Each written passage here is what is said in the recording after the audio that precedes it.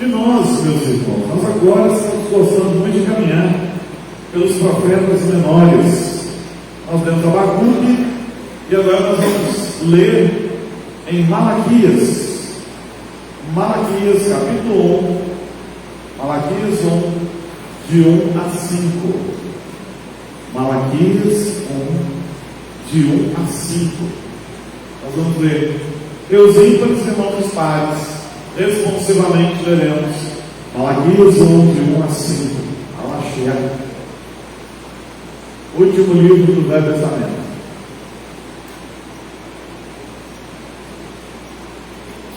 Podemos? O amor do Senhor por Jacó. Sentença pronunciada pelo Senhor contra Israel por intermédio de Malaquias.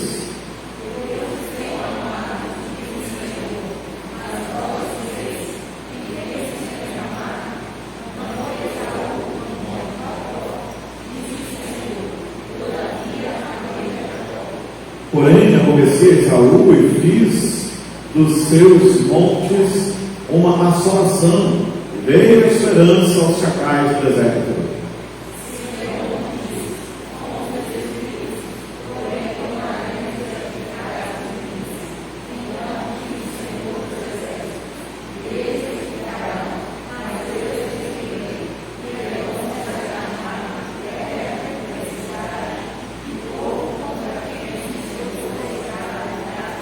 Os vossos olhos verão, e vós direis: grande é o Senhor, também fora dos limites de Israel. Grande é o Senhor, também fora dos limites de Israel. Querido, o tema para nós é: não duvide do amor de Deus por você. Não duvide do amor de Deus por você. Se você é um crente em Cristo Jesus, se você entendeu aquilo que Cristo fez por você, não duvide do amor do Senhor para com a sua vida, porque seremos tentados a isso, somos tentados a isso todo momento.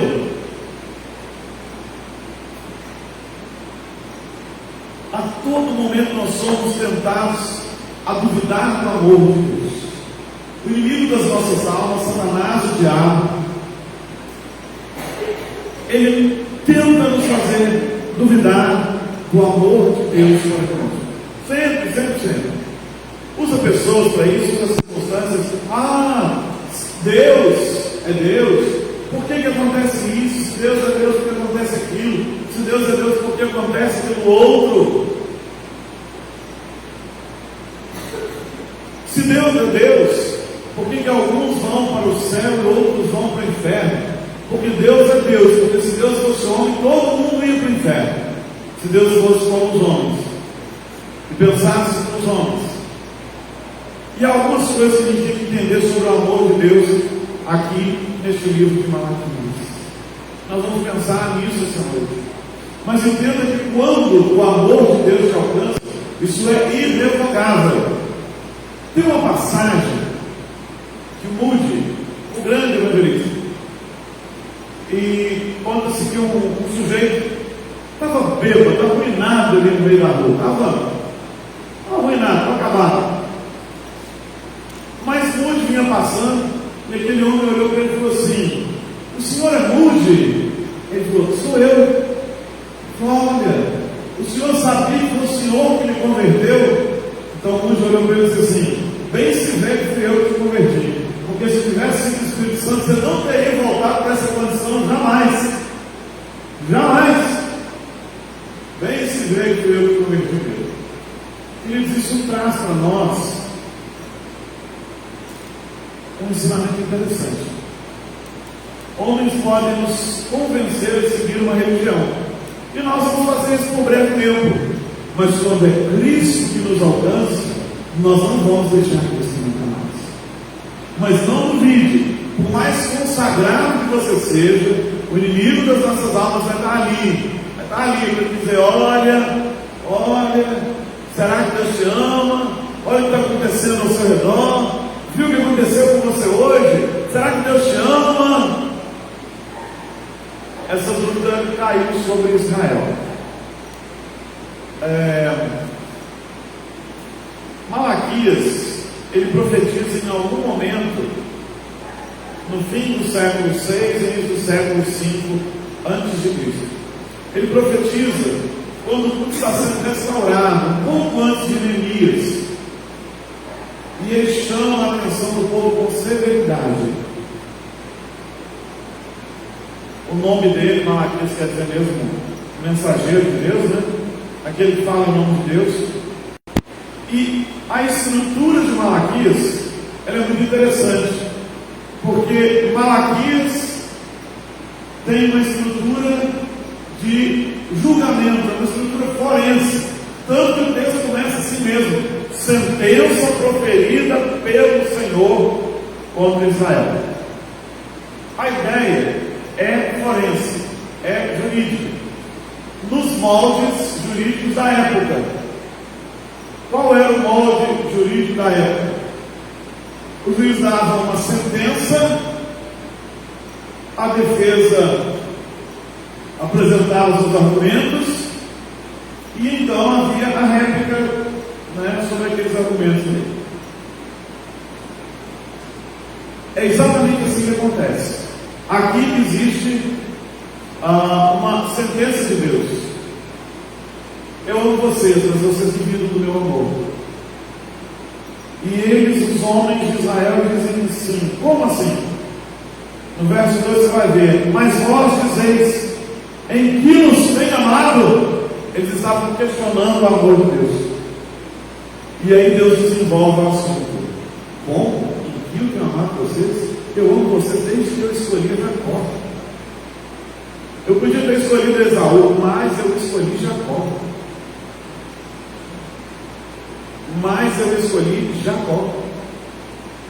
Eu podia ter escolhido Esaú, mas eu não amei Esaú. E Esaú, na verdade, se fez inimigo de vocês, de tal maneira que eu me aborreci de Esaú, que eu os fiz habitar nas pedras, nos lugares altos. É mesmo. A capital de Edom era Petra, um lugar no meio das pedras.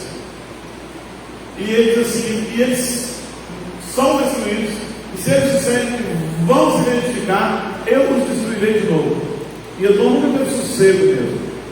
Lembrando que Edom vem mesmo de Esaú, porque Esaú era peludo e era vermelho, era ruivo, então Edom é vermelho.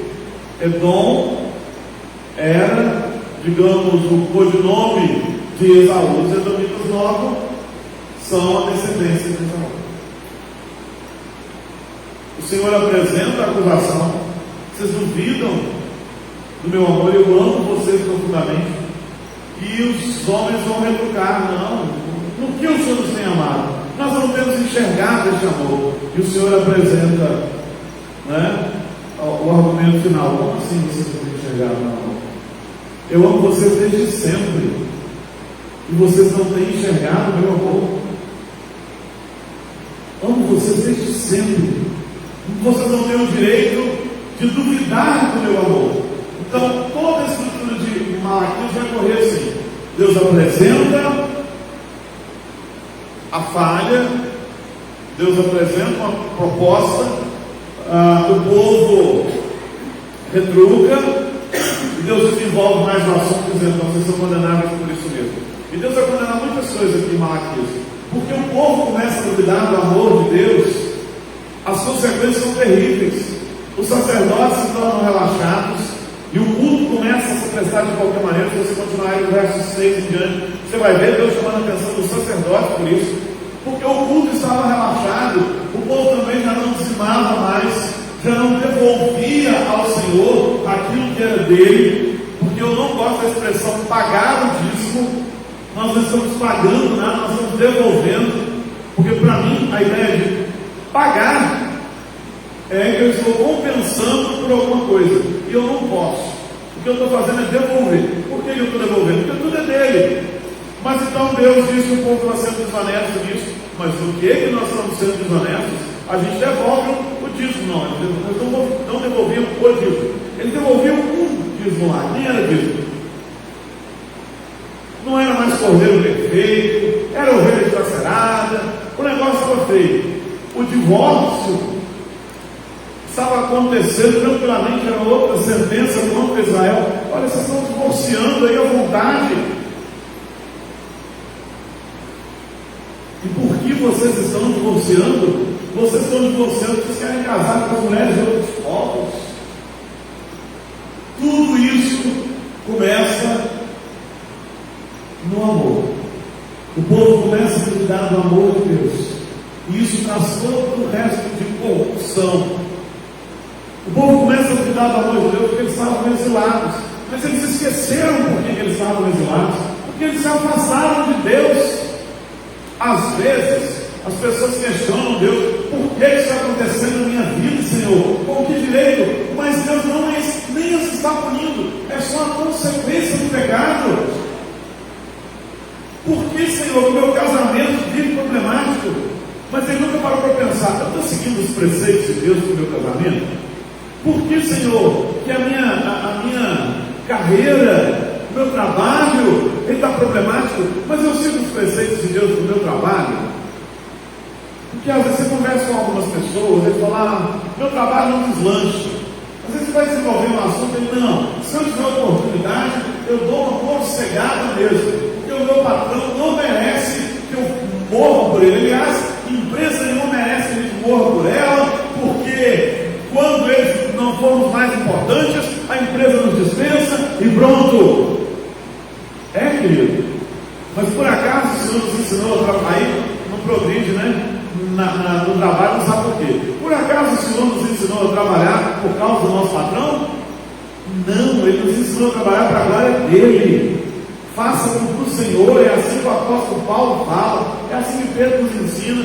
É só um exemplo, sabe? Para a gente ver que, olha, a gente às vezes tem uma motivação absolutamente errada. Faça para o Senhor. Hoje de manhã nós vemos, porque estudamos a primeira pergunta do breve catecismo ali na abertura, brevemente, né? O Senhor fez muito bem. Nós vemos: quer comais, quer bebais, ou façais qualquer outra coisa, fazei-o para quê? Para que nós fazemos todas as coisas? Para a glória de Deus. Então essa motivação está errada. E tem mais uma coisa, sabe o que eu penso? Eu penso o seguinte: que talvez a minha empresa não me valorize mesmo, mas se eu fizer para a glória de Cristo, outros me valorizarão. A partir do dia que eu perder aqui alguma coisa, o outro estará de olho. Vou pegar esse cara para mim. Eu penso assim, penso que o bom profissional ele é disputado. Agora o mau profissional, as pessoas correm dele. E quer saber de uma coisa? Às vezes isso acontece no ministério. Eu que não vou morrer por causa de igreja, porque o dia que a igreja não me quiser mais, já ouvi tudo falando, o dia que a igreja não me quiser mais, ela me manda embora, sem a menor consideração. Mas eu ouvi uma coisa de um homem de Deus, bem mais velho que eu, quando eu estava lá no comecinho, quando eu estava sendo recém-ordenado há 23 anos atrás, ele disse assim: homem de Deus não fica sem campo. Homem de Deus não fica mesmo sem campo. Não estou morrendo por causa da igreja, estou morrendo por Cristo, se é que eu tenho que morrer. E isso é trabalhar na igreja. Então, às vezes, se entra até no ministério, e às vezes essa gente, eles contaminam os outros. Há pouco tempo vi um pastor conhecido, famoso, reclamar tanto, falar: olha o que Paulo está dizendo aqui, eu bati um bom combate, completei a carreira, guardei a fé, mas Paulo estava preso. Eu não quero nada disso, eu quero terminar no ministério andando na minha motocicleta, na praia, eu não quero essa vida de Paulo. Ninguém está dizendo que ele tem que ter a vida de Paulo, mas ele também não tem que reclamar do ministério, porque se ele não gosta do ministério, vá fazer outra coisa. Se você não tem prazer, não gosta do que faz, vá fazer outra coisa, mas faça para a glória de Cristo. Faça para a glória de Cristo. Ah, não gosto de lecionar, faz outra coisa, mas faz para a glória de Cristo. Ah, não gosto do meu emprego, arruma outro, mas para a glória de Cristo. Está entendendo o que eu estou querendo dizer? Mas às vezes não dá certo, e você questiona a Deus.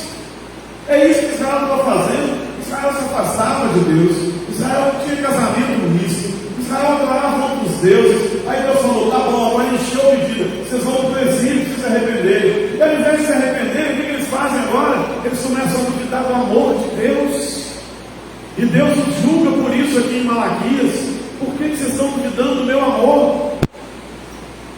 E eles vão dizer: o Senhor nos ama? Quando que o Senhor nos amou? Eu sempre amei vocês. Foi por isso que eu escolhi vocês. Eu amei Abraão, eu podia ter escolhido qualquer um, se a gente for caminhar por esse princípio de Deus aqui, esse é um exemplo. Eu podia ter elegido qualquer um, mas eu elegi Abraão. Eu podia ter elegido Ismael, mas eu elegi Isaac. Eu podia ter elegido Esaú, mas eu elegi e amei a Jacó. Eu elejo quem eu quero e eu elegi você. É isso que Deus está dizendo para nós assim. Mas eu elegi você.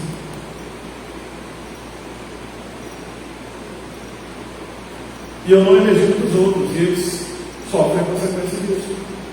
E Deus é injusto por isso? Não. Deus seria justo se não tivesse elegido absolutamente ninguém. Todo mundo vai para o inferno. Deus é justo. Absolutamente justo. Sem nenhuma injustiça. Porque nós nem o procuramos. Ele quem vem ao nosso encontro. Ele quem vem ao nosso encontro. Ele quem faz. E o verso 5 vai dizer para quem todas as coisas acontecem, até fora do arraial do povo de Deus, para que os olhos do povo dele vejam o que ele faz e digam: grande é o Senhor, também fora dos limites de Israel. Deus não agiu só em Israel, Deus age na terra inteira. Deus não age só na igreja, Deus age no mundo inteiro, para que a gente olhe e veja a glória de Deus e veja o amor de Deus para conosco. Veja o que está acontecendo nesse mundo. Olha para esse mundo desesperado, perdido, e veja o privilégio que nós temos enquanto povo de Deus, de ter a esperança da eternidade que ninguém tem, de ter a esperança da vida eterna que fora de Cristo ninguém tem, de ter a certeza de morar no paraíso, coisa que ninguém mais tem, de saber que a gente vive com o que Deus disse que vai viver, e morre com o que Deus disse que vai morrer. Uma das coisas mais fantásticas, mais legais que eu guardei no tempo da pandemia, tem a ver com um Tito de ânimo, um filósofo da roça, Sr. Denis, 80 e tantos anos, continuou visitando as pessoas do mesmo jeito e orando por elas, porque é presbítero há uns 60 anos, já é médico umas 2 vezes, daqui a pouco era 3. 2 com certeza, mais de 50 anos de presbiterado, eu tenho certeza que ele tem. E ele continuou visitando as pessoas e orando pelas pessoas. Claro, usava máscara, claro, álcool e tal. Mas alguém disse para ele assim: Sr. Denis, o senhor não pode ficar visitando as pessoas, o senhor não pode ficar orando por elas, porque o Covid está aí, e o senhor tem que se guardar do Covid. O senhor não está com medo do Covid? Mas eu tenho. Mas quer saber de uma coisa? É a língua da empresa, né? Saber de uma coisa? Ninguém morre se Deus não matar. Ninguém morre se Deus não matar. Mas nós temos a esperança que o mundo não tem. E se Deus falar assim: está na hora, Humberto, você vai morrer, eu vou morar na glória. E você também, querido.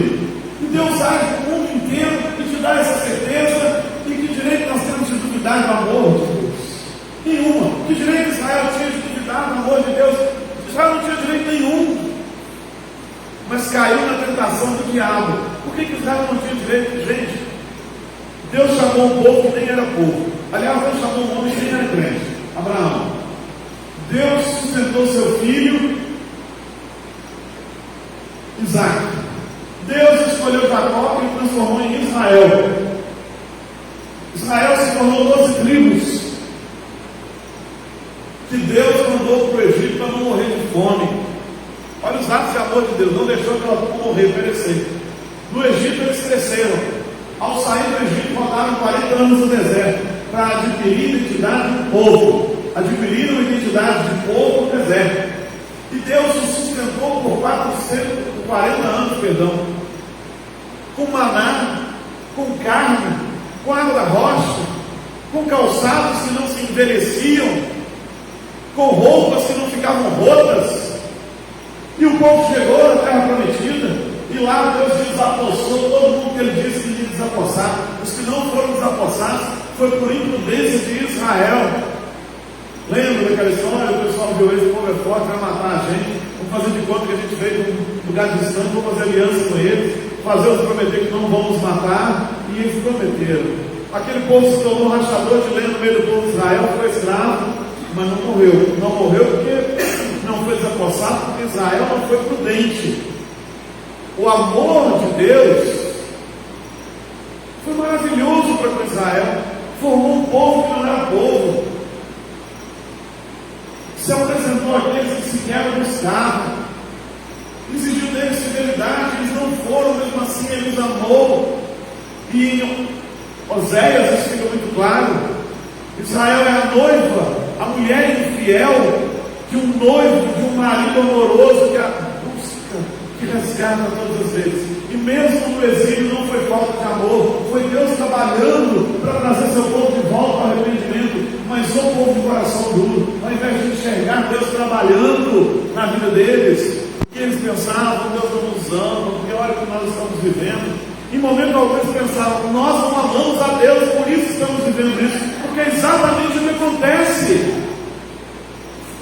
Nós é que não amamos a Deus o suficiente, e por isso pecamos, e sofremos as consequências disso. Não é a falta do amor de Deus que nos põe em condições difíceis às vezes, mas é a falta do nosso amor, do nosso.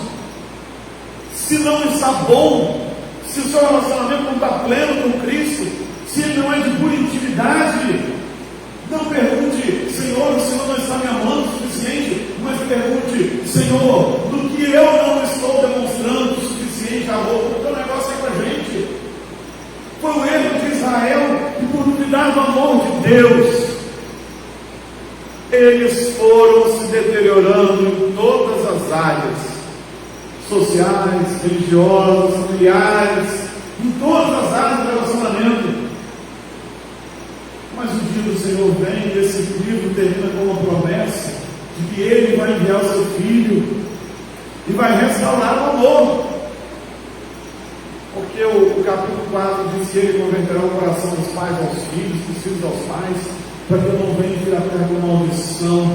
A restauração do amor começa mesmo na família, em casa. Ele promete o precursor, que é João Batista, e promete o sol da justiça, que é Jesus. Apesar do povo duvidar do amor de Deus, apesar dos sacerdotes terem deixado o culto corromper, apesar do povo não ser mais fiel nas suas contribuições, nos seus dízimos, nas suas ofertas, não obstante o povo ser desobediente, inclusive maculando, manchando a preciosa relação de casamento que ilustra a nossa relação com essa igreja, ainda assim o Senhor promete o sol da justiça.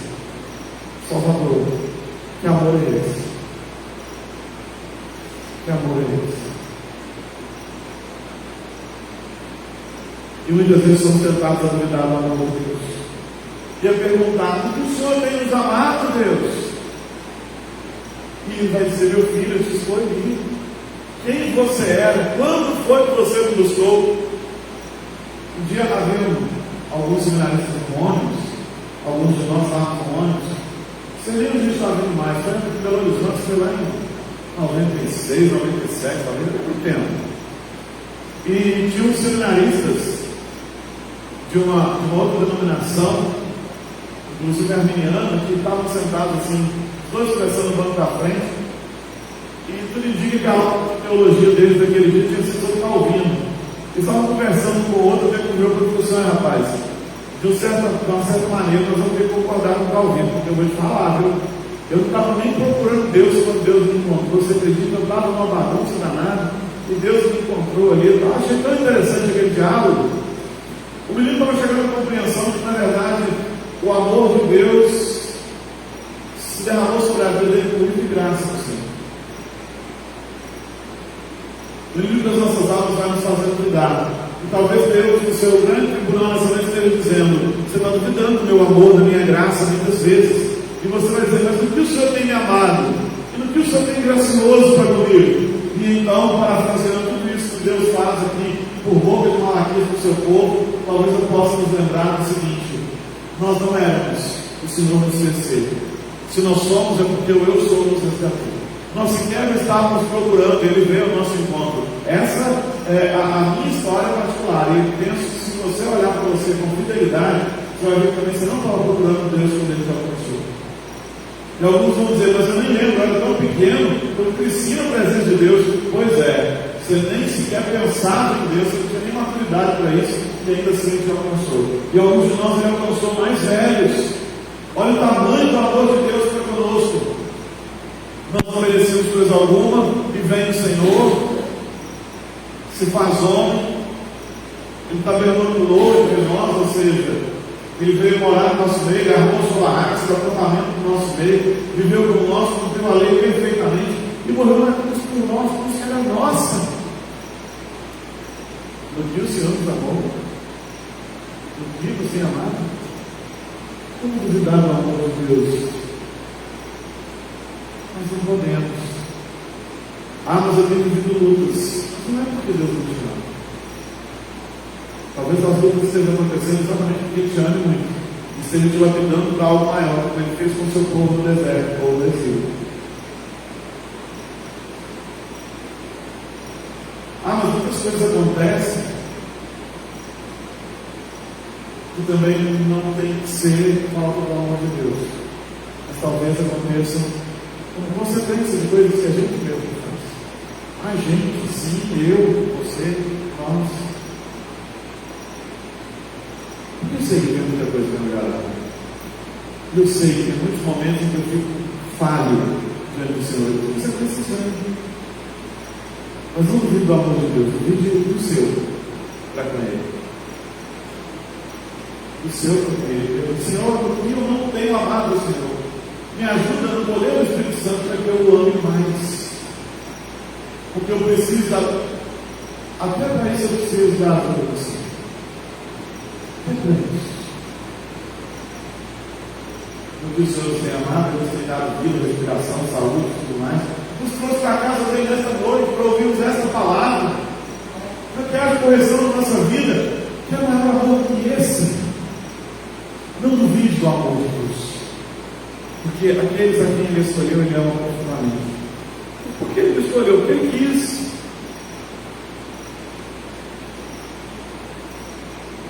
O amor de Deus é algo tão maravilhoso que alguém já disse, que Deus não nos ama por nada que nós tenhamos de especial,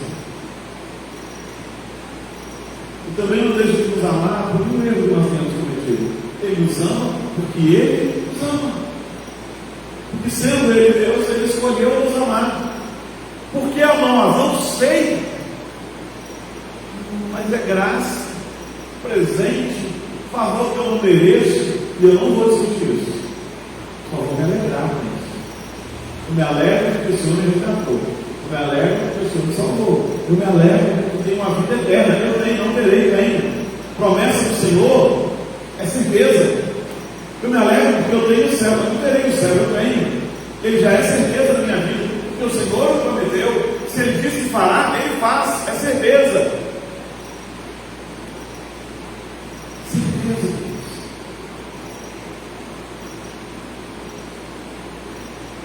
Vamos olhar para nós mesmos com sinceridade. Nos perguntarmos, será que eu não estou como Israel? Ficando relaxado em muitas áreas do meu serviço ao Senhor. Não pense em serviço ao Senhor só aqui, mas em todas as áreas da sua vida. Pense de uma maneira integral, de uma maneira holística, em todas as áreas. Será que eu não estou relaxando, afrouxando as mãos, estou começando a duvidar do amor de Deus? E então, receba essa palavra e pense, Senhor, não é o teu amor, é o meu. O problema não é com o Senhor, é comigo. Eu preciso compreender isso. Você não precisa dizer isso para Deus, Ele sabe. A gente tem que saber. O Senhor me ajuda, então. Me ajuda na minha falta de fé, me ajuda no meu pouco amor. Que isso possa crescer. Não duvide do amor de Deus. Porque se você está aqui nessa noite, eu te amo muito. Eu não sei o que pode estar acontecendo na sua vida, na sua casa, na sua família, onde quer que seja, mas Ele te ama muito. Ele nos ama profundamente. Ele nos ama, Ele nos ama. Tanto trabalha na vida da gente. Quando a gente chega lá na frente, a gente fica, olha, fica como o escritor bíblico, né? Foi bom ter passado por aflição. Eu aprendi. Até a aflição, até nela o Senhor demonstra o seu amor. Ele está conosco. O que você está passando? As angústias do seu coração, que às vezes são nossas, né? São nossas angústias. Eu posso falar assim, com certeza. Eu experimentei dias de profundo desânimo. Acho que era depressão. Agora tudo é depressão, pô, já é tudo depressão. Mas de profundo desânimo, de pensar assim, meu Deus, podia acabar tudo hoje. Sim, eu já passei por isso. Você já deve ter passado também. Se você quiser acabar com tudo hoje, pode acabar, pode levar.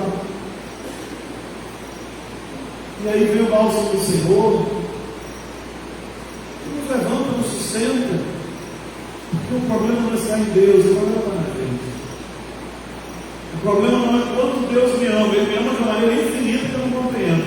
O problema é quanto eu amo ao Senhor. Não duvide do amor de Deus. Não duvide do quanto Ele nos ama, porque Ele nos ama profundamente. Não é pelo que eu tenho, o que eu tenho. Não é pelo que eu posso, o que eu posso, nem é pelo que eu faço. O que eu faço que Deus precisa? O que eu posso que Deus precisa? O que eu tenho que Deus precisa? Quais são os atributos que eu tenho que impressionem a Deus? Nenhum, Ele é Deus.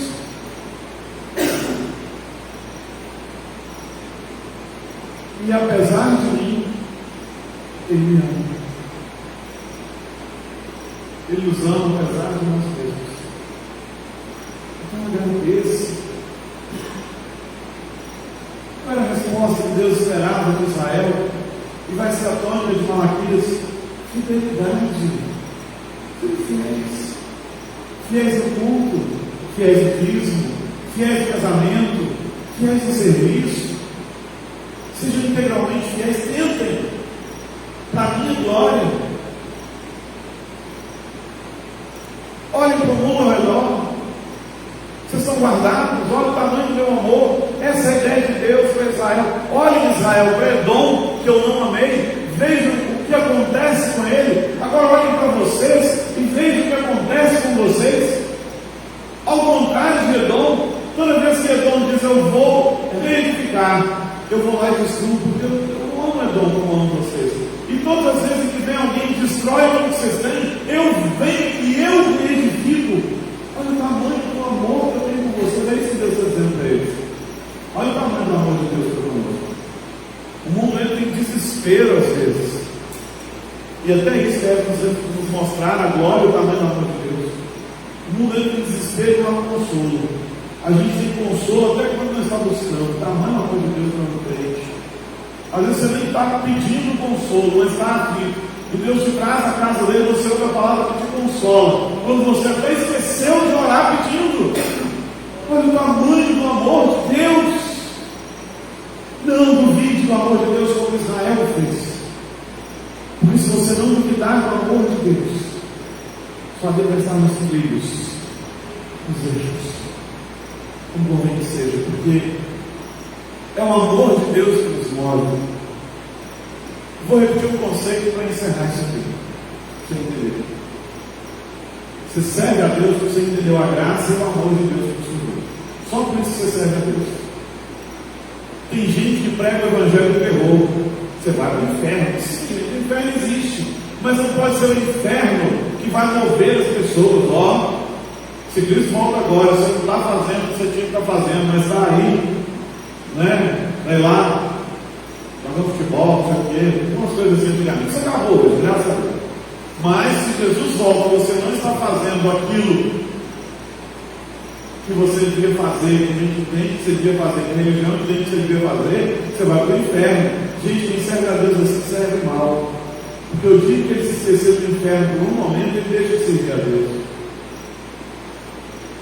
Quem serve ao Senhor, por causa da denominação, serve mal.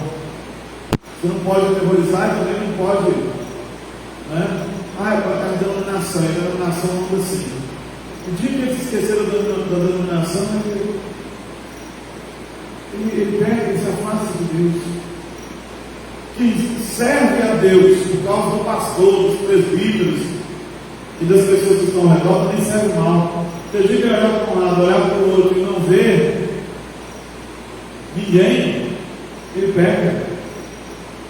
Não tem ninguém passando por aqui, os crentes estão aqui. Tem até uma história sobre isso, né? De um homem que tinha vivido o alcoolismo e agora estava numa igreja, tinha conseguido ficar um tempo sem beber, mas naquele dia ele estava numa fissura tremenda para beber. E foi agora, como é que eu faço? Então todo o tempo que ele passava, ele gritava: a paz do Senhor. Se alguém respondesse para dizer da paz do Senhor, ele olhou para o crente aqui. Até que lá no último boteco, na última rua, na última casa, ele gritou: a paz do Senhor, ninguém respondeu. Ele gritou de novo, ninguém respondeu. Ele entrou de novo, não tem crente aqui. Não, uma dose. Entendeu? Quem serve a Deus por causa do pastor, dos líderes, serve mal. Mas quem serve ao Senhor porque entendeu o seu amor e a sua graça, ou ainda que não tenha entendido, foi inundado por ela e compreende, esse serve bem. Porque ele não tem medo do inferno, porque o inferno não é mais uma realidade na vida dele. Porque Cristo já pagou pelo preço. Ele serve bem porque ele não precisa morrer de medo do inferno. Ele serve bem a sua denominação, porque não é ela que mostra, mas o amor de Deus. Ele serve bem mesmo quando ninguém está olhando, porque o Senhor vê, e o Senhor derrama o seu amor todos os dias. Este amor e essa graça que pega em frente, que leva a frente adiante. Não duvide do amor de Deus. Rasga seu coração diante dele. Tem dúvidas, tem dificuldades, mas não duvide do amor de Deus para conduzir cada coisa. Tem lutas, tem problemas, mas não duvide do amor de Deus. Vai chegando quando chegar. Talvez você chegue lá na glória, mas vai chegar. Não duvide do amor de Deus. De repente você está passando por lutas, dúvidas e tal, mas não deixe Satanás te fazer duvidar da obra de Deus. Pergunte: Senhor, quanto eu amo o Senhor? Pense nisso. E olha, Senhor, não me deixe duvidar pelo amor. De providência, né? Eu darei teu amor para sempre. É uma maneira gloriosa de se lembrar que Jesus fez por nós. Quando eu vim à igreja, tem uma música que me marcou muito, que é uma letra muito simples, mas ela expressava tudo que eu tinha sentido.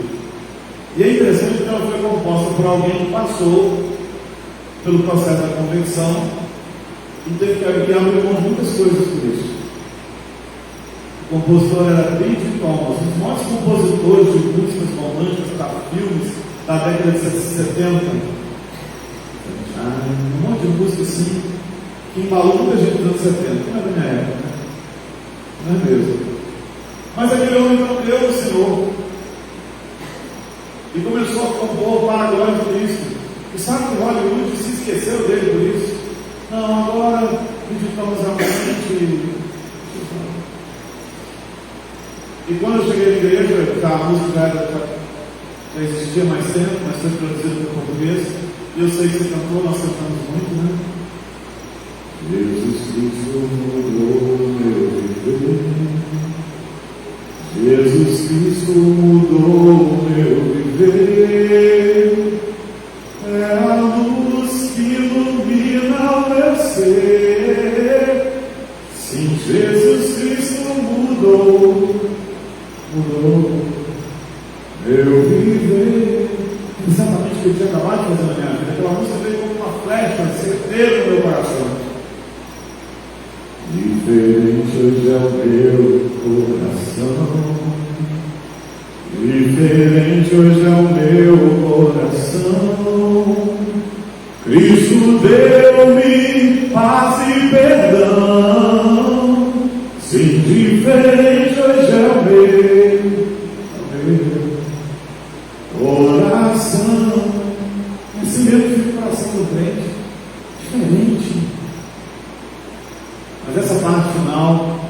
ela me quebrava primeiro. Porque foi quando eu entendi o amor de Deus e mandou tudo. O amor só conheci em canções e falavam de ilusões, mas tudo agora é diferente. Cristo fala a toda a gente, pois Cristo deu o seu amor. É diferente. Cristo fala o que a toda a gente? O seu amor. E a ideia do vídeo de nós é, através de mim, ele fala, né? Pois Cristo deu o seu amor, agora ele fala a toda a gente, através de mim. Nós precisamos cantar no amor de Deus. Que saudade dessas músicas assim. Hoje já são meio depressivas, né? Só que chorando. É por isso que eu gosto, né? Eu estou com dificuldade de ouvir. Eu gosto das músicas que falam do amor de Deus, que cantam a vitória em Cristo Jesus, que trazem júbilo ao coração do homem. Mas se vem uma geração mais depressiva, vamos jogar fora em nome de Jesus. Sobre o povo mais feliz da terra. Não duvide do amor de Deus. O símbolo dele é a cruz. A marca dele é o sangue. E a alegria que vem dele é a alegria do coração, quem sabe que não será mais julgado por ser julgado. Peça assim, o Senhor não me deixe julgar pelo amor. Como sua cabeça, como o Senhor. Peça ao seu Espírito para inundar seu coração. Ele trabalhou com cada um, e eu gosto de falar isso, certamente. E se até porventura alguém está nessa noite ouvindo tudo isso e não creu ainda no Senhor, tem que se envolver mais, a gente está à sua disposição no futuro, para a gente conversar mais sobre a amor de Deus. Nem sei se tem, se não tem. Temos menos gente hoje do que de primeira vez, tem com máscara ainda, aí eu penso mesmo. Mas se o Santo Espírito está falando do seu coração, vamos orar. Pai, obrigado pelo teu amor. Nunca duvidemos do teu amor, mas duvidemos do nosso muitas vezes. Senhor, livra o nosso coração de duvidar do teu amor e dá-nos um coração que te ama profundamente. Profundamente. Que o nosso amor cresça, floresça, crie raízes, se desenvolva, frutifique cada dia mais. Frutifique em vida, em obra, em trabalho, em resplendor da tua glória, para que o mundo veja que não duvidemos do teu amor, que o Senhor não tenha que proferir contra nós a sentença que proferiu contra Israel. Vocês não me amam e não estão crendo no meu amor. Não, em nome de Jesus. Creamos o teu amor de maneira profunda e maravilhosa, que possamos servir com alegria, sem constrangimento, tamanho do teu amor para conosco. Derrama o teu amor em profusão sobre nós, para que nós vejamos, tem misericórdia de nós pela nossa incredulidade sobre o teu amor. Derrama em profusão, não que o Senhor não nos faça, mas faça-nos ver, porque nós aqui temos um problema, e que possamos amá-lo cada dia mais e mais. E a gente sabe que não basta que o Senhor nos ensine a amar cada dia mais e mais. Que nunca duvidemos do teu amor, mas que sempre examinemos o nosso, para que nunca nos esqueçamos do Senhor de promessa. Em nome de Jesus. Amém.